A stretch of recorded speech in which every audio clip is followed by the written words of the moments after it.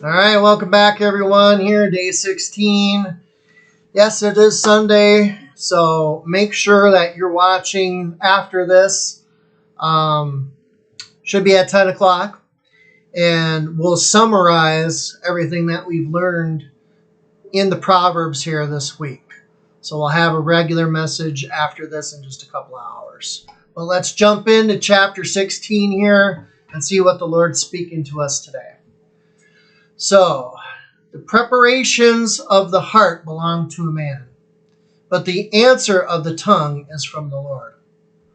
All the ways of a man are pure in his own eyes, but the Lord weighs the spirits.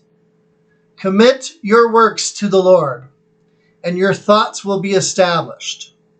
The Lord has made all for himself, yes, even the wicked for the day of doom. Everyone proud in his heart is an abomination to the Lord. Though they join forces, none will go unpunished. In mercy and truth, atonement is provided for iniquity. And by the fear of the Lord, one departs from evil. When a man's ways please the Lord, he makes even his enemies to be at peace with him. Better is a little with righteousness than vast revenues without justice. A man's heart plans his ways, but the Lord directs his steps. Divination is on the lips of kings. His mouth must transgress in judgment. Honest weights and scales are the Lord's. All weights in the bag are his work. It is an abomination for kings to commit wickedness, for a throne is established by righteousness. Righteous lips are the delight of kings, and they love him who speaks what is right. As messengers of death is the king's wrath, but a wise man will appease it. In the light of the king's face is life, and his favor is like a cloud of latter rain. How much better to get wisdom than gold, and to get understanding is to be chosen rather than silver.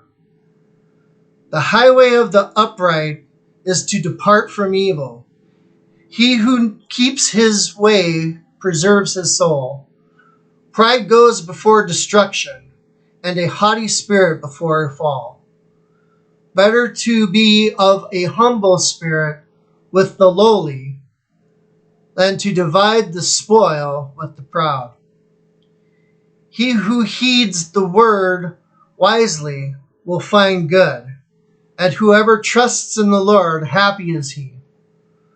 The wise in heart will be called prudent, and sweetness of the lips increase learning. Understanding is a wellspring of life to him who has it, but the correction of fools is folly. The heart of the wise teaches his mouth, and adds learning to his lips. Pleasant words are like a honeycomb, sweetness to the soul, and health to the bones. There is a way that seems right to a man, but its end is the way of death.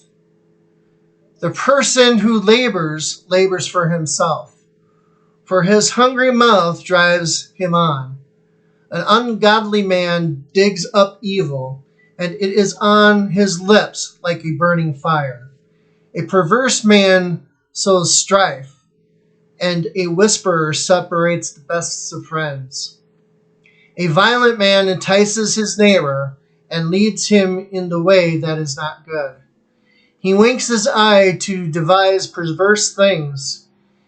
He purses his lips and brings about evil. The silver-haired head is a crown of glory if it is found in the way of righteousness. He who is slow to anger is better than the mighty, and he who rules his spirit than he who takes a city. The lot is cast into the lap, but every decision is from the Lord. Amen.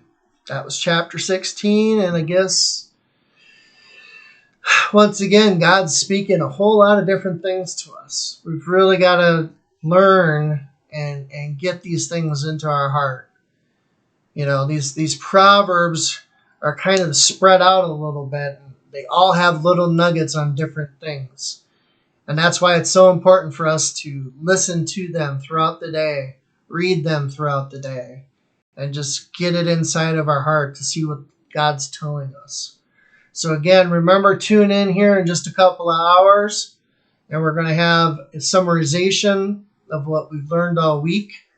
And until then, be blessed.